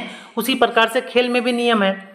नियम बनाने से सभी बच्चों का ध्यान खेल की अपेक्षा नियम पर बहुत अधिक रहता है, तो ये गलत माना जाएगा। ठीक है, ऑप्शन डी जो है वो गलत माना जाएगा। ऑप्शन डी इसमें भी है, तो ये गलत है। यहाँ पे सही आंसर हो जाएगा ऑप्शन 3, ए, बी और सी। अगला क्वेश्चन है कि इसमें देखिए अभिकथन दिया हुआ, कारण दिया हुआ है। जैव मात्रा यानी जो बायोमास है और जीवाश्म ईंधन दोनों ऊर्जा के पारंपरिक स्रोत हैं, तो परंपरागत स्रोत। तो ये बिल्कुल सही है कि जैव मात्रा और जीवाश्म ईंधन दोनों ही परंपरागत स्रोत हैं। पारंपरिक स्रोत वे हैं जिनका स्वभाव नवीकरणीय होता है, तो ये गलत माना जाएगा। पारंपरिक जो स्रोत होते हैं उनका स्वभाव नवीकरणीय नहीं बल्कि अनवीकरणीय होता है। तो ये हमारा अभिकथन सही है लेकिन कारण गलत है, तो ए सही है, आर गलत है। यहाँ पे ऑप्शन 1 सही आंसर होगा। अगला क्वेश्चन है, नीचे दिए गए कथनों ए और बी पर विचार कीजिए। सन 1969 में नील आर्मस्ट्रॉन्ग चांद पर उतरने वाले पहले व्यक्ति थे, बिल्कुल सही है, ये कथन तो बिल्कुल सही है। सन 2007 में कल्पना चावला अंतरिक्ष में सबसे लंबे समय तक रहने वाली महिला थी। देखिए यहाँ पे अंतरिक्ष में कल्पना चावला तो गई थी, लेकिन वो 2007 में नहीं बल्कि 1997 में गई थी वो। तो ये कथन तो बिल्कुल गलत हो गया। कथन ये सही है, कथन भी गलत है, तो हमारा ऑप्शन 1 यहाँ पे सही आंसर होगा। अगला क्वेश्चन है, ऐसा पाया गया है कि बच्चों के सीखने और प्रगति का अवलोकन करते समय कुछ गलतियां हो जाती है। ये गलतियां हमारे पूर्वाग्रहों का परिणाम हो सकती है। निम्नलिखित में कौन सा सूचना एक पूर्वाग्रह के रूप में दर्ज नहीं होनी चाहिए? तो पोर्टफोलियो में बच्चों के काम के नमूने या बच्चों की योग्यता व कार्य निष्पादन संबंध में पहले के अनुभव। देखिए पोर्टफोलियो में क्या होता है, बच्चे से संबंधित वे सारे रिकॉर्ड रखे जाते हैं जो पहले बच्चे कर चुके हैं, चाहे उनका मार्क्स हो गया या बच्चे के जो अनुभव हो गए, उनके आदतें होंगी, तो इसमें सारी चीज़ें जो है दर्ज की जाती है। तो अनुभव भी इसमें होगा, किसी विषय या उसके किसी एक क्षेत्र में परीक्षा से जुड़े पूर्व परिणाम ये भी होता है, बच्चे की सार्वजनिक पृष्ठभूमि ये भी होती है, सामाजिक पृष्ठभूमि, तो ये भी सही माना जाएगा। तो पोर्टफोलियो में बच्चे के काम का नमूना नहीं होता है, ठीक है, ये नहीं होगा, तो इसलिए हमारा ऑप्शन 1 यहाँ पे सही आंसर हो जाएगा। अगला क्वेश्चन है कि अभिकथन है, जिन बकरियों के बालों से मुलायम पश्मीना शॉल बनाए जाते हैं वे लगभग 5000 मीटर ऊंचाई में पाए जाते हैं, बहुत सर्दी पड़ती है वहाँ पे। तो ये तो बिल्कुल सही है कि जो पश्मीना जो बकरियाँ होती है वे 5000 से अधिक ऊंचे वाले स्थानों में पाए जाते हैं। कारण है कि इतनी सर्दी से बचने के लिए बकरियों के शरीर पर गर्म बालों के परत उगाते हैं। तो ये भी बात बिल्कुल सही है कि इनमें गर्म जो बाल होते हैं वे महीन महीन बाल उगाते हैं इसमें। तो यहाँ पे दोनों ही सही है, तो यहाँ पे हो जाएगा कि दोनों ए और आर सही है, ए आर की सही व्याख्या करता है, ऑप्शन 3 हमारा सही होगा। अगला क्वेश्चन है, एनीमिया के कारण बच्चे ठीक से बढ़ नहीं पाते हैं और उनमें फुर्ती भी कम होती है। तो ये कथन बिल्कुल सही है। एनीमिया जो होता है वो खून की कमी होती है, खून की कमी वाली बीमारी। एनीमिया बच्चों की शारीरिक और दिमागी तंदुरुस्ती पर असर करता है। तो ये भी बिल्कुल सही है कि एनीमिया से बच्चों में शारीरिक और मानसिक दोनों ही यहाँ पे प्रभावित होता है। तो दोनों कथन सही है, इसका मतलब क्या हो जाएगा, दोनों ए और 1 और 2 दोनों सही है। निम्नलिखित में से सही मिलान चुनिए। यहाँ पे क्या दिया, लावनी तमिलनाडु, भरतनाट्यम उड़ीसा, कथक कर्नाटक, बिहू असम। यहाँ पे जो है नृत्य शैली दिया गया है और उनसे संबंधित राज्यों के नाम दिए गए हैं। लावनी का यहाँ पे संबंध दिया गया तमिलनाडु से, बल्कि यह तमिलनाडु नहीं होगा, महाराष्ट्र होगा। लावनी का संबंध कहाँ से है, महाराष्ट्र से है। अगला है भरतनाट्यम। तो भरतनाट्यम उड़ीसा की नहीं बल्कि कहाँ की है, भरतनाट्यम जो है ये तमिलनाडु की, कहाँ की है, तमिलनाडु की नृत्य शैली है, तमिलनाडु। वहीं पे कथक जो है कर्नाटक की नहीं है बल्कि कथक जो है वो कहाँ की है, तो ये उत्तर प्रदेश की है। उत्तर प्रदेश की जो शास्त्रीय नृत्य है वो है कथक, ठीक है, लेकिन एक कथक कली है जो कि फिर तमिलनाडु की है। बिहू का संबंध असम से है, बिल्कुल सही है। बिहू जो है वो असम की ही नृत्य शैली है, बिल्कुल सही है। ऑप्शन 4 हमारा यहाँ पे सही माना जाएगा। अगला क्वेश्चन है, गाय के आगे के दांत छोटे तथा पीछे के दांत चपटे और बड़े होते हैं, ऐसा क्यों होता है? तो क्रमशः घास काटने और घास को कुतरने के लिए। तो देखिए आगे वाला जो दांत होता है वो काटने के काम आता है और पीछे वाला दांत चबाने के काम आता है, तो कुतरना यहाँ पे गलत हो जाएगा। घास कुतरने तथा घास को काटने के लिए, ये भी गलत हो जाएगा। घास काटने तथा घास को चबाने के लिए, तो क्रमशः घास काटने और घास को चबाने के लिए बिल्कुल सही हो जाएगा। ऑप्शन 3 हमारा करेक्ट आंसर होगा। अगला क्वेश्चन है, क्या कारण है कि पर्यावरण अध्ययन की पाठ्य पुस्तकों में किस्सों और कहानियों को महत्वपूर्ण स्थान दिया गया है? निम्नलिखित में कौन सा सबसे उपयुक्त कारण हो सकता है?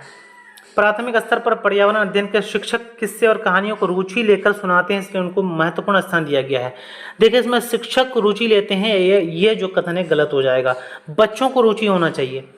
बच्चों का पर्यावरण से संबंधित मुद्दों के प्रति संवेदनशीलता विकसित करने के लिए अक्सर किस्से और कहानियों का इस्तेमाल करना महत्वपूर्ण माना जाता है। बिल्कुल सही बात है, इससे बच्चे संवेदनशील होते हैं अपने पर्यावरण के प्रति, क्योंकि बच्चे कहानी के पात्रों से अपने आप को आसानी से जोड़ लेते हैं, इससे उनको पाठ्य पुस्तक में महत्वपूर्ण स्थान दिया गया है। बिल्कुल सही माना जाएगा। किस्से और कहानियां समाज को पसंद है, इसलिए इनको पर्यावरण की पाठ्य पुस्तक में महत्वपूर्ण स्थान दिया गया है। तो समाज या शिक्षक को पसंद से यहाँ पे कोई मतलब नहीं है, बच्चों को पसंद होना चाहिए। तो बी और सी बिल्कुल यहाँ पे सही होगा, यानी ऑप्शन 4 हमारा सही आंसर है। अगला क्वेश्चन है कि अभिकथन और कारण दिया गया है कि एनसीईआरटी के पर्यावरण अध्ययन के पाठ्य पुस्तकों में पाठों को आम जिंदगी की वास्तविक घटनाओं, रोजमर्रा की समस्याओं और आज से जुड़ी कुछ जलवंत समस्याओं को रखा गया है। ठीक है, ये तो बिल्कुल सही है कि रखा गया है। इन सभी समस्याओं पर बच्चे खुलकर बहस कर सके, समस्याओं से अवगत हो सके, उनके प्रति संवेदनशील बने रहें, सही समझ बना सकें। तो ऐसा बिल्कुल सही है कि इसलिए ऐसा किया गया है कि बच्चे इनसे अवगत हों और संवेदनशील बने। तो अभिकथन और कारण दोनों ही सही है, इसका मतलब क्या हो जाएगा? ऑप्शन 3 हमारा सही आंसर होगा। अगला है, उबला हुआ दूध पेट में पचने में कितना समय लेता है? निम्नलिखित में सही उत्तर को चुनिए। देखिए दूध जो है वो पचने में ज़्यादा समय नहीं लेता बल्कि 2 घंटे का समय लेता है। तो ऑप्शन 3 जो है हमारा यहाँ पे बिल्कुल सही आंसर होगा। अगला क्वेश्चन है, एक व्यक्ति मृत समुद्र या खारी झील में नहीं डूबेगा भले ही वह तैरना ना जानता हो, इसकी क्या वजह है? देखिए जो मृत सागर होता है जिसको डेड सी कहते हैं, डेड सी में क्या होता है कि नमक की मात्रा इतनी घुली हुई होती है कि पानी का घनत्व तो काफ़ी बढ़ जाता है। तो इसका क्या कारण है? तो पानी के घनत्व तो काफ़ी अधिक हो जाने से समुद्र में पानी का उच्च घनत्व। ऑप्शन 3 हमारा सही आंसर माना जाएगा। अगला क्वेश्चन है कि निम्नलिखित में कौन सा समूह केवल तत्वों से बना है? स्टील, आयरन और जिंक। आयरन जो है तत्वों से बना है, तो ये तो बिल्कुल सही है। स्टील, आयरन और जिंक। स्टील जो है वह किससे बना है? वो कोई भी तत्व से नहीं बना है बल्कि क्या है? एक यौगिक है।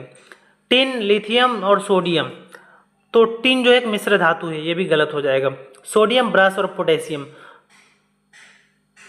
सॉरी यहाँ पे सही माना जाएगा। टिन जो है क्या है? टिन जो है एक तत्व है, तो ये बिल्कुल सही है। सोडियम, ब्रास और पोटेशियम। ब्रास जो एक मिश्र धातु, ये भी गलत हो जाएगा।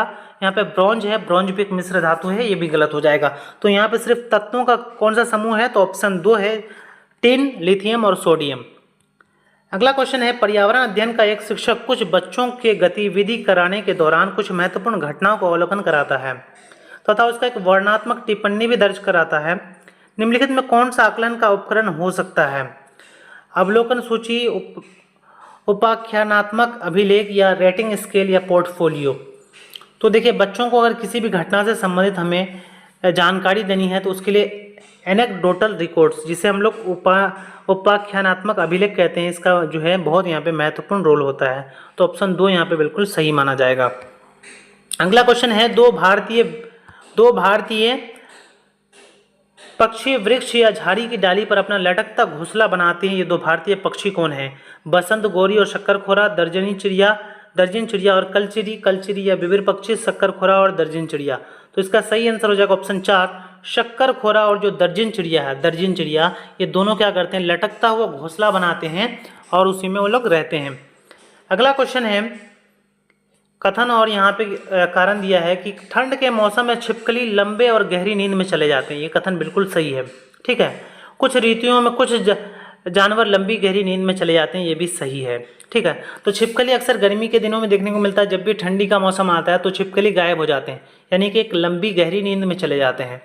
तो दोनों ही यहाँ पे सही है, इसका मतलब है कि ऑप्शन 3 हमारा सही आंसर होगा। अगला क्वेश्चन है, एक शिक्षक अपनी पर्यावरण अध्ययन की कक्षा में बच्चों को समूह में बांटकर विद्यालय में मौजूद उनमें कुछ वस्तुएं इकट्ठे करने को कहते हैं। इसके बाद वो बच्चों के साथ बैठकर उन वस्तुओं को विभिन्न समूह में बांटने के लिए कहता है। बच्चे वस्तुओं को उसके गुणों के आधार पर विभिन्न समूह में बांट देते हैं। शिक्षक के द्वारा इस गतिविधि को कराने का सबसे उपयुक्त उद्देश्य क्या हो सकता है? गतिविधि बच्चों में सीखने के अन्य पक्षों की तुलना में संज्ञानात्मक पक्ष को काफ़ी हद तक मजबूत करता है, या फिर गतिविधि बच्चों के सभी अवधारणाओं की समझ विकसित करता है। प्राथमिक स्तर पर बच्चे एक दूसरे के साथ अंतःक्रिया करते हुए बेहतर तरीके से सीख पाते हैं। गतिविधि कराने से बच्चे परिभाषा और तथ्यों को समझने में बहुत कम गलतियां करते हैं, तो ये गलत माना जाएगा। इसमें सबसे अच्छा जो इसका वो उपयुक्त उद्देश्य है वो ऑप्शन 3 होगा कि बच्चे जो है जब ऐसा करते हैं तो वह आपस में अंतःक्रिया करके बेहतर तरीके से सीख पाते हैं। अगला क्वेश्चन है, राकेश कक्षा 5 का एक पर्यावरण अध्ययन का शिक्षक है। वो अपनी कक्षा में बच्चों को एक गतिविधि करने के लिए कहता है जिसमें सभी बच्चे ये अवलोकन करते हैं कि वस्तु पानी में तैरती है और कौन सी पानी में डूब जाती है। गतिविधि के उपरांत कुछ बच्चे शिक्षक से पूछते हैं कि वह वस्तुएं पानी में डूब जाती है और कुछ वस्तुएं पानी में तैरती है, ऐसा क्यों? निम्नलिखित में परिस्थितियों में एक शिक्षक को क्या सबसे उपयुक्त करना चाहिए? शिक्षक को बच्चों से कहना चाहिए कि ऐसा घनत्व के कारण हो रहा है, तो ऐसा तो कहना चाहिए, ठीक है, ऐसा भी कहना चाहिए, उनको ये जानकारी तो देनी चाहिए। प्रत्येक बच्चे को निरीक्षण करने, अपनी टिप्पणियां दर्ज करने और उन टिप्पणियों का अर्थ बताने की आज़ादी दें। बिल्कुल सही, आज़ादी देना चाहिए। प्रत्येक बच्चों को परिकल्पना करने, परीक्षण करने, गतिविधि आधारित सामान्यीकरण करने का अवसर प्रदान करना चाहिए। ये भी बिल्कुल सही है। शिक्षकों को ये कहना चाहिए कि इसका मुख्य कारण आप अपनी बड़ी कक्षाओं में समझेंगे, तो सिर्फ उसको ये भरोसा नहीं देना चाहिए कि आप सिर्फ बड़ी कक्षाओं में ही सीखेंगे, इससे बच्चे नहीं जो है समझ पाएंगे, उनका कारण यहाँ से सही से सॉल्व नहीं हो पाएगा। तो इसके लिए हमें क्या करना चाहिए? तो इसके लिए हमें करना चाहिए, यहाँ पे सिर्फ इसका हम घनत्व का कारण भी सिर्फ नहीं बता सकते हैं, इसमें हमें ऑप्शन 4 सही आंसर हो जाएगा, बी और सी। अगला क्वेश्चन है, आज अब भारत में 10 AM है तो आज सिंगापुर में आज ही में लगभग माध्याह्न है। माध्याह्न का मतलब 12 बज रहा है, तो अगर हमारे यहाँ 1 बज रहा है तो कहाँ पे 12 बज रहा होगा? 12 बजकर PM कहाँ पे हो रहा होगा? तो ये हो रहा होगा सिंगापुर में। कहाँ पे? सिंगापुर में हो रहा होगा। अगला क्वेश्चन है, पर्यावरण अध्ययन की बाल केंद्रित कक्षा में निम्नलिखित में कौन सी क्रिया सबसे कम होती दिखाई देगी? ठीक है, क्या बच्चे कक्षा में चर्चा करते हुए अपने अनुभव बांटते हुए दिखाई देंगे? तो ये तो ऐसा तो होगा, बिल्कुल सही है। बच्चे कक्षा में शिक्षक को ही सुनते हुए दिखाई देंगे, तो सिर्फ शिक्षक को ही सुनना ये कोई एक अच्छी विधि नहीं है, ये गलत माना जाएगा। बच्चे तरह तरह की गतिविधियों में क्रियाशील होकर कार्य करते हुए दिखाई देंगे, ये बात बिल्कुल सही है। बच्चों की गतिविधियों के अनुसार बैठने की व्यवस्था में परिवर्तन होता दिखाई देगा, ये भी सही है। तो यहाँ पे हमारा सबसे कम होना चाहिए, वो होना चाहिए ऑप्शन 2। अगला क्वेश्चन है हमारा, एक व्यक्ति ने 30 जनवरी 2023 को नई दिल्ली स्टेशन से बेंगलुरु के लिए ट्रेन पकड़ी। ट्रेन नई दिल्ली से 17 बजे पर चली और 17 बजे 31 जनवरी 2023 को बेंगलुरु पहुंची। यदि नई दिल्ली और बेंगलुरु के बीच की दूरी लगभग 1776 किलोमीटर है तो ट्रेन को पूरी यात्रा में औसत गति क्या होगी? देखिए, वो 30 तारीख को 17 बजे चढ़ता है और 30 तारीख को 31 तारीख को फिर 17 बजे वो उधर जाता है। तो इस प्रकार से अगर देखेंगे तो 24 घंटे का उसको समय लगता है। तो यहाँ पे अगर चाल निकालना है यानी औसत गति, तो हम क्या करेंगे? दूरी बटे समय करेंगे। तो दूरी यहाँ पे हमारा कितना है? 1776 और बटे में समय कितना लगता है? 24 घंटे का। तो 24 साथ यहाँ पे चल जाएगा और 9 बचेगा, 9 से 96, 24 चौके 96। तो इस प्रकार से हम देखें तो 74 यहाँ पे जो है 74 किलोमीटर प्रति घंटे की स्पीड होगी इस गति में, तब जाकर के हमारा यहाँ पे इतना दूरी तय हो पाएगा। तो जो इतना कितना है 74 किलोमीटर प्रति घंटा, वो ऑप्शन 3 में है। ऑप्शन 3 सही आंसर होगा। अगला क्वेश्चन है कि पर्यावरण अध्ययन की पाठ्यचर्या थीम पर आधारित है और प्रत्येक थीम अंतर संबंधित है। ये बिल्कुल सही है। पर्यावरण अध्ययन के पाठ्यचर्या को थीम आधारित रखने का सबसे मुख्य कारण है कि इसमें हर थीम की गहरी समझ बनती है और हर थीम की शुरुआत सवालों से होती है। ये भी बिल्कुल सही है। तो अभिकथन और कारण दोनों ही यहाँ पे सही है और सही व्याख्या भी करता है। तो ऑप्शन 3 हमारे यहाँ पे सही आंसर माना जाएगा। तो इस प्रकार से अगर हम देखें तो हमारे यहाँ पे ईवीएस पेडागोजी और मैथ के गणित के सारे प्रश्न हम यहाँ पे हल कर लिए। कुल 90 प्रश्न हमने इस वीडियो में देखे। यहीं तक हम लोग इस वीडियो को ख़त्म करते हैं। बाकी भाषा के लिए यानी जो हमें लैंग्वेज के जो 2 पेपर्स हैं उनके लिए हम अलग से वीडियो लाएंगे। और इसी तरह के वीडियोस अगर आपको चाहिए प्रीवियस ईयर क्वेश्चंस पर आधारित तो कमेंट जरूर कीजिएगा और वीडियो को एक लाइक ज़रूर कीजिएगा। बहुत मेहनत लगता है इसे बनाने में। इसी तरह के वीडियोज़ के लिए चैनल के साथ जुड़ जाएँ। मिलते हैं अगले वीडियो में। जय हिंद, जय भारत।